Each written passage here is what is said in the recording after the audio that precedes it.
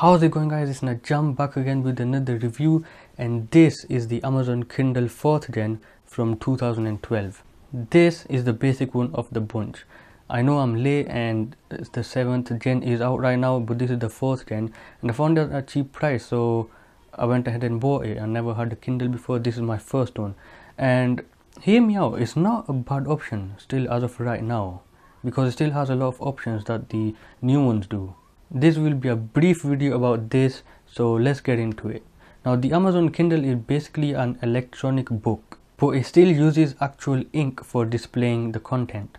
Now, on this you can read books, you can view all sorts of pictures and also of text formats. Now, if you think about it, this is not too bad considering the price and what it's marketed towards. If you want to throw your books away and save some space, this is a really great option. If you love reading, then this is a really great option as well. Let's run you over the specs you get with this model. On the front you have a 6-inch e-ink display with a resolution of 600 by 800 along with 16 shades of grey.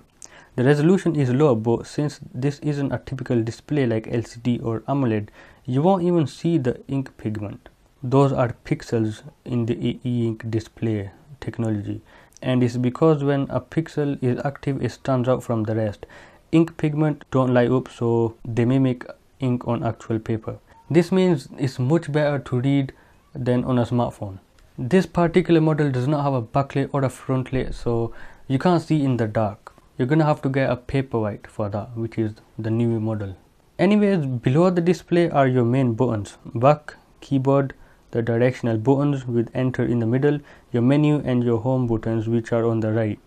On the left and the right sides, it has a set of 2 buttons. These are for going through pages backward and forward. Surprisingly, they feel good to press, and they also on the left side, same on the right side, so if you're left-handed it shouldn't be a problem. This is not a touchscreen model, so it has to have these buttons. The newer models have a touchscreen, so they've gotten rid of them and it makes it look much better. On the bottom you have a micro USB port for charging and transferring your documents over.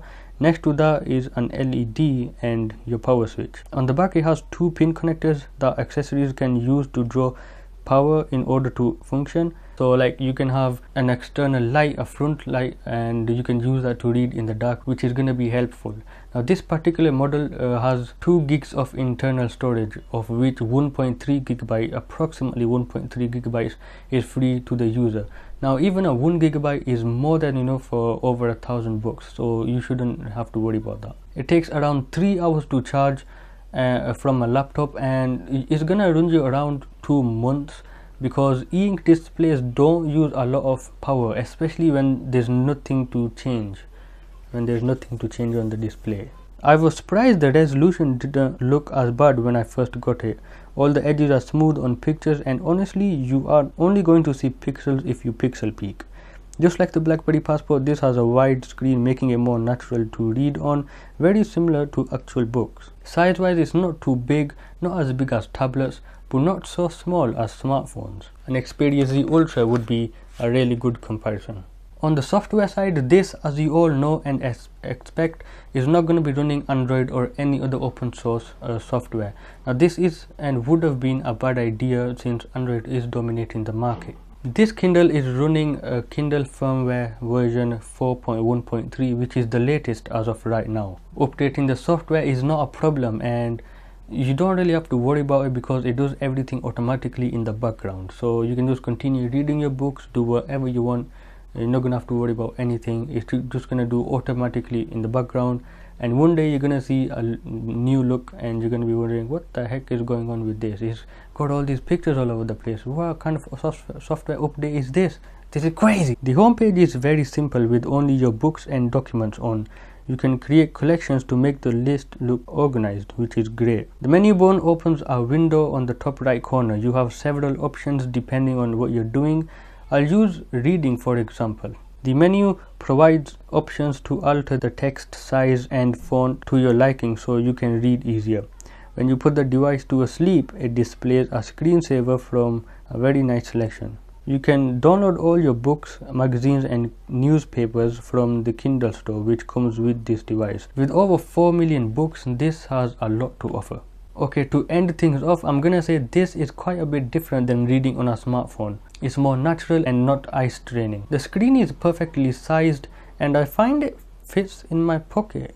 So if you thought the Xperia Z Ultra was big, this is just a little bigger, but I'm okay with this since it fits in my pocket just perfectly fine. For under £60, this is a great device to get. You don't have to read just books on it. You can use this for reviewing your PDF files, pictures, all sort of formats, including the really handy text format, which is what I'm using right over here. And this also has a somewhat usable web browser, which is sort of under development right now, but I kind of find it kind of cute to have one in black and white, and it's just good for reading text. You're not gonna get some videos or gaming going on here. That's like impossible since the refresh rate on e-ink displays is really low.